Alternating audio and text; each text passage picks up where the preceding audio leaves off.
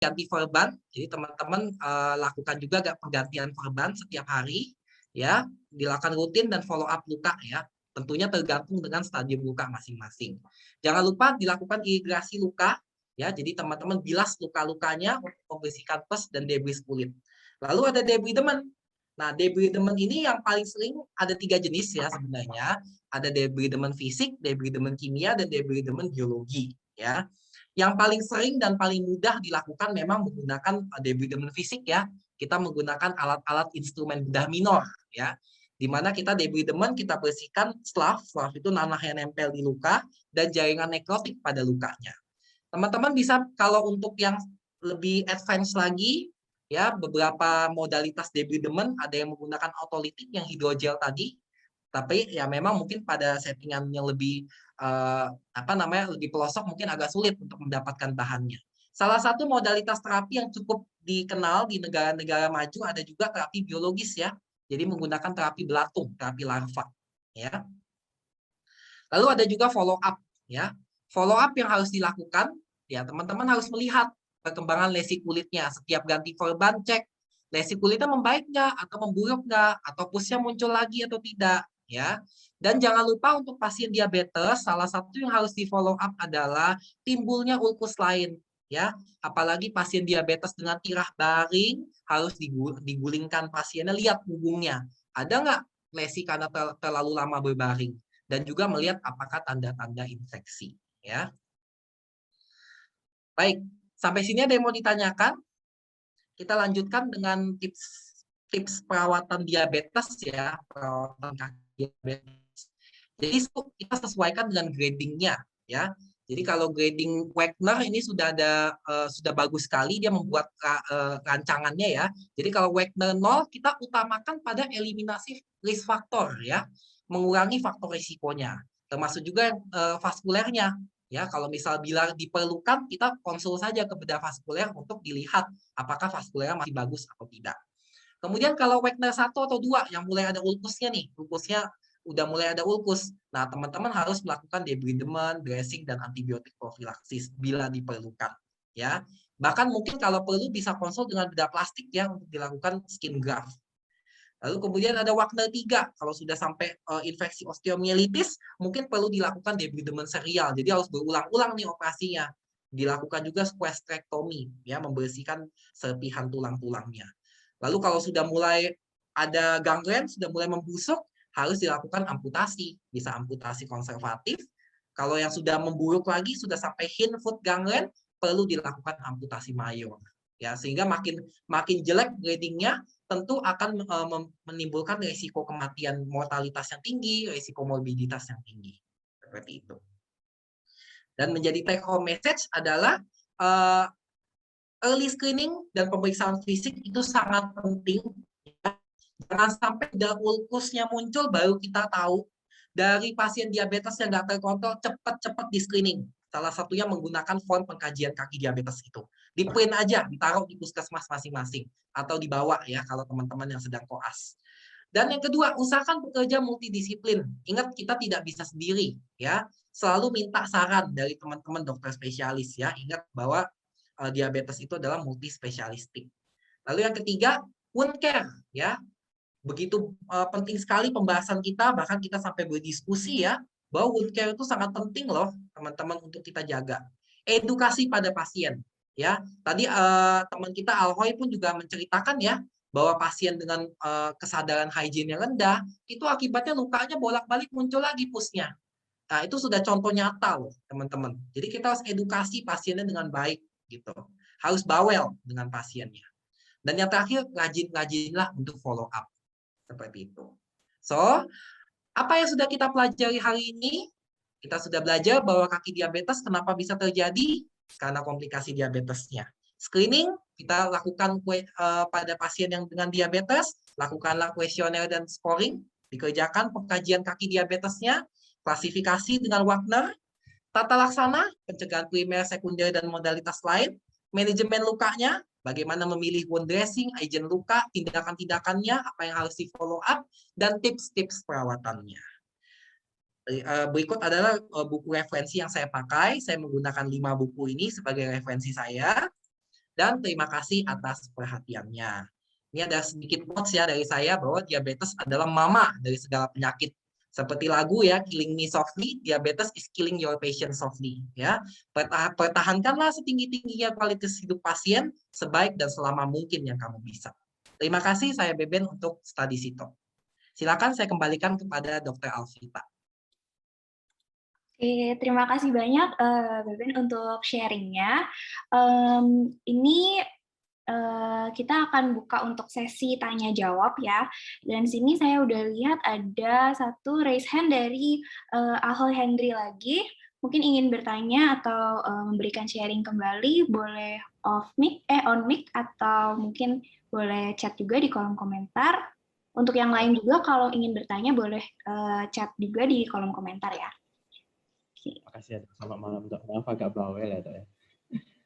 Ini sebenarnya saya mau nanya ini, saya pernah lakukan megoterapi juga Dok. Tapi sekitar 1 bulan berjalan bagus. Setelah itu tiba-tiba gagal gitu. Jadi ulkus yang sudah... Mohon maaf, Alhoy, boleh diulang nggak pertanyaannya? Tadi saya tidak miss nih. Baik. Ini kan nggak dengar. Saya pernah lakukan megoterapi gitu. Megoterapi setelah 1 bulan tuh, 1 bulan terapi itu oke lah, jaringan nekrosis itu hilang. Tapi masuk, mungkin ada beberapa sedikit kan, jadi saya biarkan lanjutkan ke megoterapinya. Setelah 1 minggu kemudian, ulkusnya itu makin lebar, tiba-tiba keluar pus jadinya. Itu faktor yang menyebabkan kegagalan terapi megot itu apa ya? Soalnya saya juga agak ragu mau melakukan metode lagi. Baik, terima kasih Alhoy untuk pertanyaannya. Teman-teman, terapi belatung atau megoterapi ini memang agak jarang ya. Mungkin agak kurang umum ya kita dengar.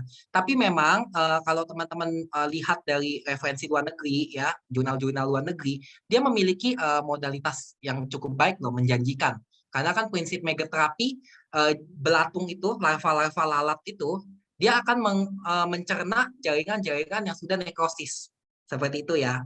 Tetapi yang faktor yang bisa menyebabkan itu terjadi adalah teman-teman harus tahu bahwa megoterapi dia menggunakan lalat yang khusus yang tentunya harus dijaga sterilitasnya. Kita tahu bahwa lalat atau mungkin telur-telur maggots itu kalau dia nempel dengan suatu kontaminan ya, suatu bakteri, saat kita berikan kepada luka, bisa saja loh mungkin ada 1 atau 2 ekor bakteri yang masuk ke lukanya. Akibatnya dia bisa menimbulkan reaksi infeksi. Satu dari lukanya sendiri ya, dari maggotsnya sendiri ya, agent biologi yang kita pakai. Lalu yang kedua bisa juga dari tindakannya ya. Kalau kita melakukan tindakan dengan tidak memperhatikan sepsis dan antisepsisnya, memperhatikan kebersihannya, hygiene-nya, maka akan ada resiko luka itu terjadi infeksi. Sama ya, semua tindakan always ada resikonya. Seperti itu. Itu dari faktor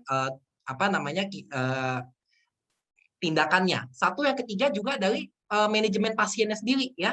Kalau pasiennya pulang, dia tidak menjaga perbannya, dia tidak menjaga kaki lukanya, maka reaksi maggots terapinya tidak akan memberikan terapi yang baik. Akibatnya timbul lagi infeksi-infeksinya. Mungkin seperti itu Alhoy untuk penjelasannya. Makasih ya Dok. Ya, siap, sama-sama. Ada lagi yang ingin bertanya teman-teman? Ini cukup sering loh. Oke, baik. Ini ada pertanyaan nih. Mungkin dari Dr. Alvita boleh dibacakan, Dok? Oke, jadi ada Ismi bertanya, halo Dok, selamat malam. Izin bertanya, apakah dengan mengkonsumsi gula khusus penderita diabetes itu bisa menyembuhkan diabetes atau hanya mengurangi efeknya saja? Terima kasih, Dok. Baik, terima kasih Ismi untuk pertanyaannya. Saya boleh cross check lagi nggak ke Ismi? Ini maksudnya gula khusus penderita diabetes ini apa nih maksudnya? Apakah lebih ke minumannya atau produk gulanya atau seperti apa? Oh, gulanya ya. Baik, terima kasih. Oke, saya mau cerita sedikit tentang gula-gula ya. Jadi kalau teman-teman dulu belajar di SMA ya, kan kalau kita belajar teknologi pangan itu ada gula alami dan gula buatan ya.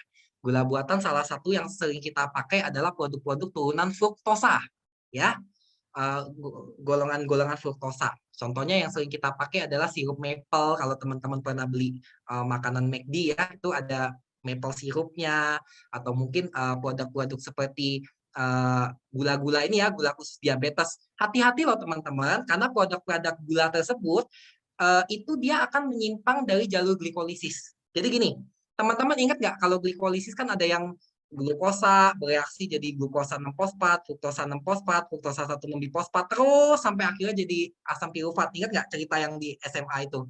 Nah, kalau kita pakai gula gula yang diabetes itu dia nyimpang, dia langsung masuk dari tengah, dari yang jalur pertengahannya. Akibatnya gulanya makin nggak kepake.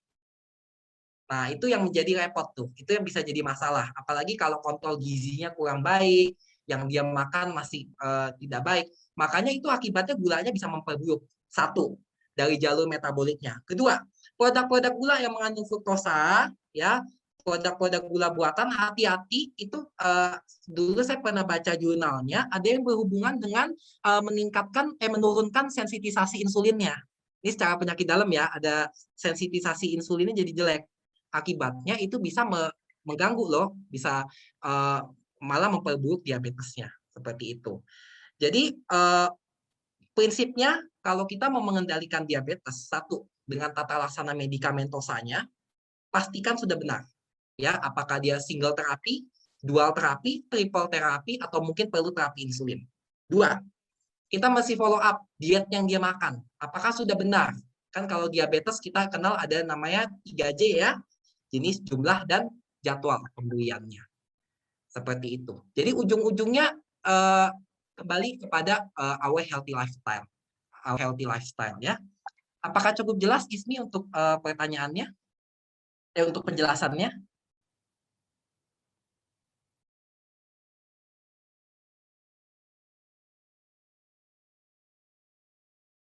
Baik, terima kasih Ismi untuk pertanyaannya. Ada lagi yang ingin bertanya teman-teman? Oke, kita dapat pertanyaan lagi nih Ben dari Matthew Christopher. Oke, aku mau nanya jarak dari antara orang yang baru pertama kali didiagnosa sampai terjadi diabetic ulcer itu kira-kira berapa lama ya? Terima kasih.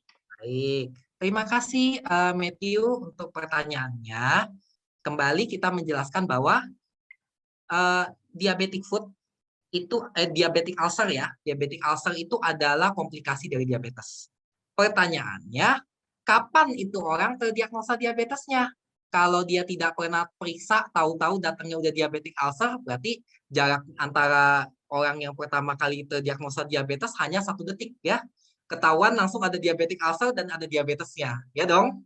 Tapi kalau misalnya dia sudah terdiagnosisnya udah lama, ya, tapi dia kontrol tidak baik, nah itu dia bisa akhirnya terjadi diabetic ulcer-nya, ya, kalau dia tidak terkontrol dengan baik.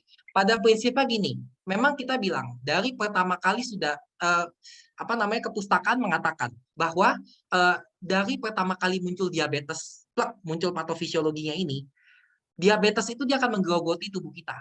Ya, diabetes itu dia akan merusak tubuh kita perlahan-lahan. Satu demi satu organ kita kena.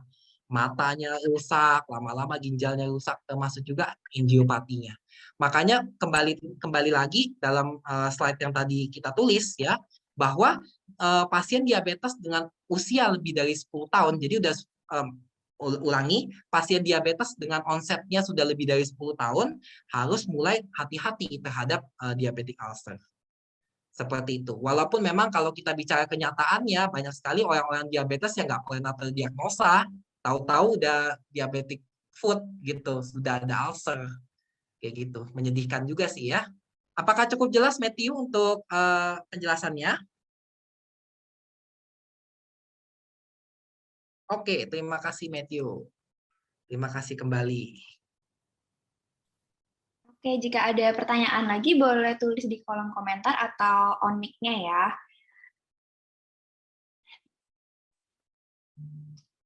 Mungkin kita tunggu, mungkin ya Ben, untuk 1-2 menit untuk pertanyaan. Jika masih ada, boleh dituliskan.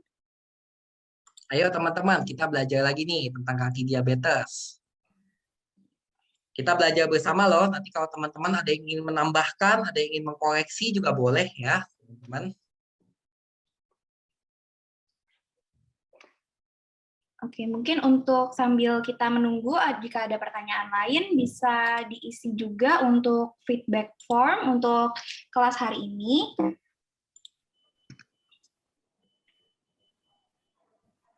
Tolong diisi ya, guys, untuk feedback formnya. Dan kalau ada pertanyaan lagi, boleh tulis di kolom komentar.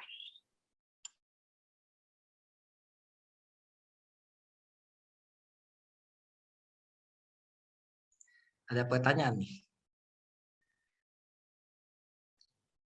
Dari Selviana.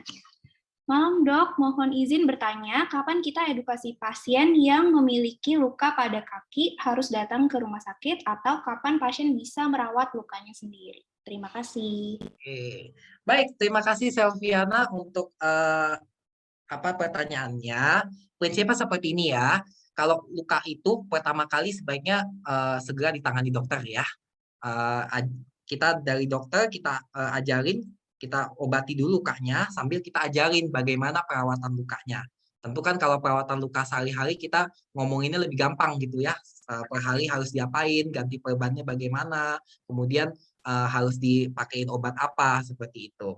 Nah, tetapi apa tanda yang harus kita minta sampaikan kepada pasien untuk segera ke rumah sakit? Satu, kalau misalnya lukanya memburuk ya, misalnya lukanya kan dari perban nih pasiennya. Pak, ingat ya Pak ya, kalau misalnya di perbannya keluar air-air atau mungkin bapaknya tambah sakit lukanya atau mungkin keluarnya lukanya rembes. Nah, kalau misalnya ada kayak gitu segera Pak ke dokter biar dibantu untuk diganti perban. Satu. Yang kedua, waspadai juga tanda-tanda infeksi ya. Kalau misalnya bapaknya ada sakit di kakinya, kemudian ada demam, kemudian kakinya malah ada tanda-tanda perburukan ya, kakinya tiba-tiba jadi ungu, tanda-tanda seperti mau gangren ya. Kalau misalnya udah mulai ada tanda-tanda itu segera dibawa ke rumah sakit ya, segera dibawa ke dokter ya untuk dikonsultasi. Nah, sisanya adalah begitu kita sudah obati, kita ajarin bagaimana itu pasien merawat luka itu sehari-hari. Seperti itu, Selviana. Apakah cukup jelas penjelasannya? Baik, terima kasih kembali Selviana. Semoga cukup membantu ya.